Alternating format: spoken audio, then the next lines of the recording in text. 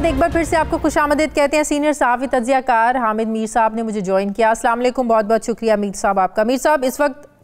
ہماری سیاست میں سینٹ کے الیکشن ظاہر ہے موضوع بحث بنے ہوئے ہیں, اور اس وقت ٹکٹس کی تقسیم پر بڑے جو اعتراضات اٹھ رہے ہیں وہ تحریک انصاف کے اپنے اندر سے بڑی زیادہ آوازیں اٹھ رہی ہیں, تحفظات اٹھ رہے ہیں. پنجاب سے تو اتنی کوئی ہمیں آوازیں سنائی نہیں دی, بلوچستان سے آوازیں اٹھی, عبدالقادر سے ٹکٹ واپس لے لیا گیا, پھر سندھ میں بہت زیادہ مسئلہ ہے, کے پی کے میں جو ہے نا وہ بھی آج فیصلہ بدلا گیا ہے اور نجیلا خٹک سے ٹکٹ واپس لے کر لیاقت الرقیع صاحب کو دینے کا فیصلہ ہوا ہے. اب جو مسئلہ ہے اور ابھی تک جو پی ٹی آئی کے اپنے لوگ سیٹسفائیڈ نہیں ہیں, مطمئن نہیں ہیں, وہ فیصل واؤڈا کو ٹکٹ دینے کے حوالے سے, اور آج حتمی فیصلہ ہو گیا ہے کہ فیصل واؤڈا سے سینٹ کا ٹکٹ واپس نہیں لیا جائے گا. آپ سمجھتے ہیں کہ یہ اب میرٹ پر پارٹیاں جو ہیں ٹکٹس دے رہی ہیں اور واقعی فیصل واؤڈا کی خدمات ہیں, جس کو بہت سرو کیا اس نے تحریک انصاف کو, جو میرٹ پر پورا اتر رہے ہیں, اور ہر حال میں تحریک انصاف تلی ہوئی ہے کہ فیصل واؤڈا کو ٹکٹ دینا ہی دینا ہے؟ دیکھیں, کیونکہ پاکستان تحریک انصاف اس وقت اقتدار میں ہے, اور جو پارٹی بھی اقتدار میں ہوتی ہے تو بہت سے جو اقتدار کے پجاری ہوتے ہیں ان کی کوشش ہوتی ہے کہ برسر اقتدار جماعت کا ٹکٹ حاصل کیا جائے. اب میرا یہ خیال ہے کہ تحریک انصاف نے جو پنجاب میں ٹکٹ دیے ہیں تو وہ ٹکٹ عمران خان صاحب نے بہت سوچ سمجھ کے دیے ہیں, اور کافی میرٹ پہ نظر آتے ہیں. انہوں نے بابر اعوان کو ٹکٹ نہیں دیا, شہزاد اکبر کو ٹکٹ نہیں دیا, شہباز گل کو ٹکٹ نہیں دیا, زلفی بخاری کو ٹکٹ نہیں دیا.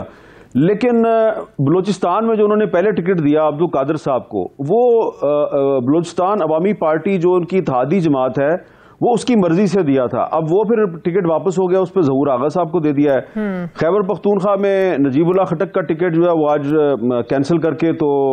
لیاقت الرقیع صاحب کو بنا دی گئے. تو جو اب ایشو ہے سندھ کا, تو سندھ میں جو فیصل واڈا صاحب کو جو ٹکٹ دیا گیا ہے وہ کہا تو یہ جا رہا ہے ان کی پارٹی کے لیے خدمات ہیں. اب ظاہری بات ہے عمران خان صاحب جو ہیں وہ اتنے عرصے سے پالیٹکس کر رہے ہیں, وہ وزیر اعظم بھی ہیں, تو ان کو بھی پتہ ہے کہ فیصل واڈا کے خلاف ایک عدالت میں کیس زیر سماعت ہے اور وہ نااہل بھی ہو سکتے ہیں. لیکن میرے خیال سے فیصل واڈا کا ٹکٹ اس لیے برقرار رکھا گیا ہے کہ سندھ میں پاکستان تحریک انصاف کو کافی پاکستان پیپلز پارٹی کی طرف سے پریشر کا سامنا ہے, اور جو فیصل واڈا صاحب ہیں ان کو ٹکٹ اسی لیے ان کا برقرار رکھا گیا ہے کہ عمران خان صاحب کے خیال میں وہ پریشر کو فیس کر سکتے ہیں, اس کو رزسٹ کر سکتے ہیں, تو اس لیے ان کا ٹکٹ برقرار رکھا گیا ہے. حالانکہ وہاں سے کافی سارے جو لوگ ہیں انہوں نے کہا تھا کہ جی جو ہے یہ غلط دیا گیا ہے, یہ اس پہ نظر ثانی کی جائے. تو اب لیکن پھر حامد میر صاحب اس کا دوسرا اسپیکٹ یہ بھی تو ہے نا کہ سوالات تو اٹھ بھی رہے ہیں اور ظاہر ہے اٹھیں گے بھی, کہ پھر ایک ایسے شخص کو آپ سینٹ میں لے کر آ رہے ہیں جو آلریڈی الیکشن کمیشن میں غلط بیانی کر چکے ہیں اپنی دوہری شہریت کے حوالے سے. اگر آپ اس بنیاد پر لے کے آ رہے ہیں کہ ایک جگہ سے اگر ان کو ہٹایا جائے گا دوسری جگہ پر لے آئیں, تو اس سے زیادہ غلط بات ہے کہ ایک شخص جو پہلے غلط بیانی کر چکے ہیں اس کو آپ سینٹ میں جو ہے نا وہ لے کر آ رہے ہیں. یہ ایک ہم اخلاقی سوال اٹھا رہے ہیں, اور آپ نے جو سوال اٹھایا ہے وہ جائز سوال ہے, لیکن یہ ایک اخلاقی سوال ہے.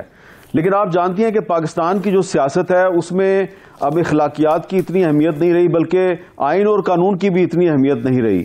تو وہاں پر اب ایک طرف تحریک انصاف جو ہے وہ یہ کہہ رہی ہے جی کہ ہم اوپن بیلٹ چاہتے ہیں, اور وہاں پہ انہوں نے اپنی ایک اخلاقی برتری قائم کرنے کی کوشش کی ہے اپوزیشن پر. لیکن دوسری طرف جو فیصل واڈا صاحب کا جو ٹکٹ ہے اس سے پاکستان تحریک انصاف کی جو اخلاقی پوزیشن ہے وہ بہت کمزور ہوئی ہے. میں دوبارہ یہی کہوں گا کہ جو آپ نے سوال اٹھایا وہ بالکل صحیح سوال ہے کہ اگر وہ نااہل ہو جاتے ہیں اور انہوں نے ان پہ ثابت ہو جاتا ہے کہ انہوں نے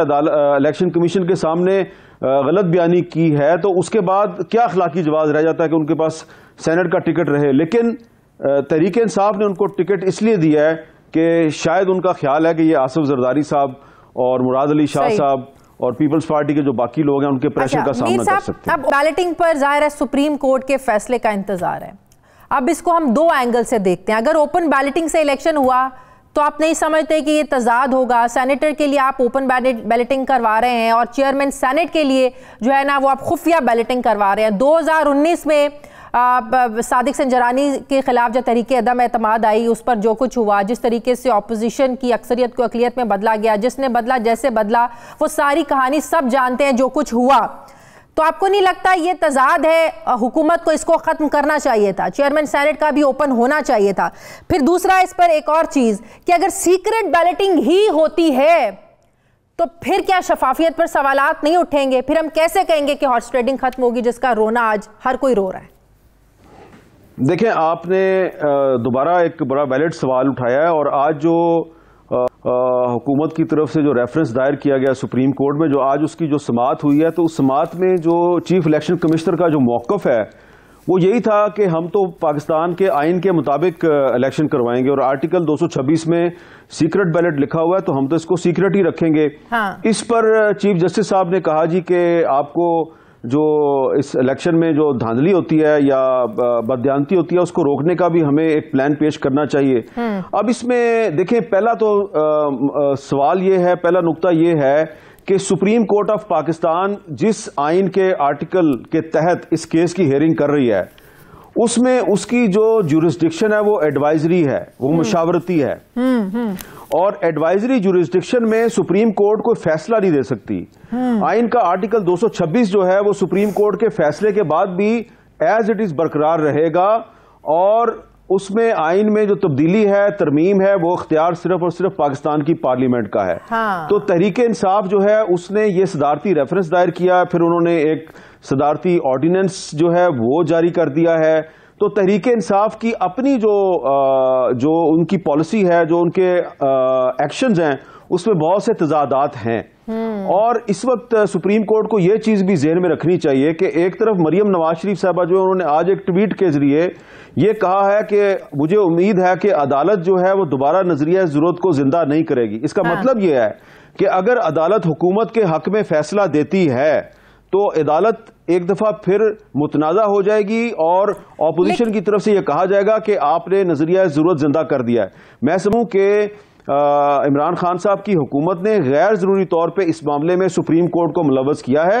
اور سپریم کورٹ اب اس پہ جو بھی فیصلہ دے گی. لیکن اگر صرف یہ رائے ہے، تشریح ہے، تو رائے کو ماننا تو یہ تو حکومت اس کی پابند نہیں ہوگی نا. آئین میں ترمیم یہ لوگ کرا نہیں سکتے ہیں، تو پھر صدارتی آرڈیننس تو موجود رہے گا اپنی جگہ پہ. میں نے تو آپ کو بتا دیا نا کہ آرٹیکل 186 جو ہے اس میں سپریم کورٹ کی جو جورسڈکشن ہے وہ محض ایڈوائزری ہے. اگر سپریم کورٹ ایک ایڈوائز کرتی ہے، ایک رائے دیتی ہے،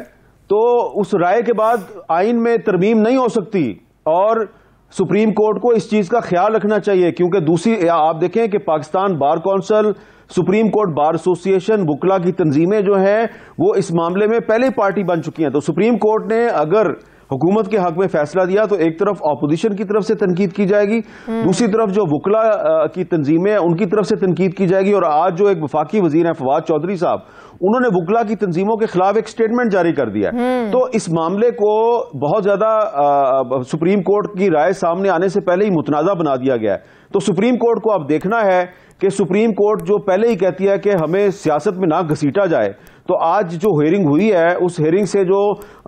ججز کا جو ایک فریم آف مائنڈ ہمیں نظر آ رہا ہے، تو اس سے ایسا لگتا ہے کہ مریم نواز شریف صاحبہ نے ٹویٹ کے ذریعے اس کو پریمپٹ کرنے کی کوشش کی ہے. تو اگر حکومت جو ہے وہ سپریم کورٹ کے فیصلے پر انحصار کر کے یہ سینٹ کا الیکشن لڑ رہی ہے، تو اس کا مطلب یہ کہ جب سپریم کورٹ کی رائے حکومت کے حق میں آئے گی